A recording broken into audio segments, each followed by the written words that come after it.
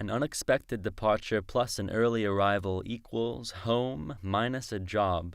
Add loss times 2, and the result is me, alone, wandering my house at 1 a.m. and wondering why it is so quiet all of a sudden. 2 phone calls from Mom, describing every extraneous detail. Her words weave a lurid tapestry, a blanket made of death and linen. The death serves as a reminder of how my mortality keeps me up all night. The linen helps me sleep. It engulfs me as I cry. And I cry not because that is what you are supposed to do, but because I want to.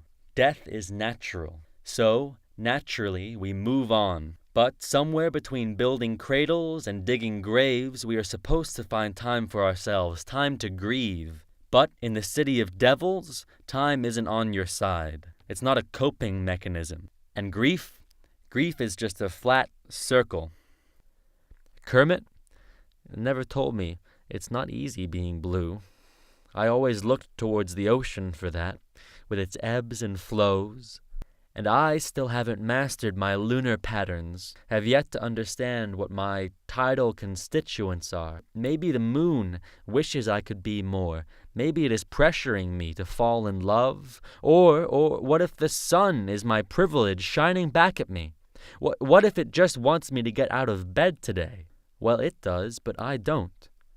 The other day, I called my grandma. At 90, she confuses my father's stories for mine. Sometimes, so do I. I think she thinks I'm greater than I am. Sometimes, so do I. She wants to know what it's like to be 19 in New York City. So do I. I want to tell her she was once 19 in New York City, but just can't remember. But it's hard to tell the truth when you know that might be the last thing she hears. I don't want her to know that all my great accomplishments are infinitesimal in light of the grandeur of this expansive universe. Don't want her to know my neuroses, my vulnerabilities, the ways I pale in comparison to everyone I love and everything I touch. Don't want her to know me as a human being, just as her grandson, because what I've found is this: love is ignorant. When ignorance and dementia go hand in hand, you find yourself leaning away from that rock and tumbling towards that hard place. And it is hard when every word exchanged could be the last. I won't tell you I'm not scared. I won't tell you I've accepted it. Acceptance is just another word for forgetfulness, and I refuse to forget. So, when she's gone, I will wrap her in my mother's blanket, and I will make sure that she sleeps well.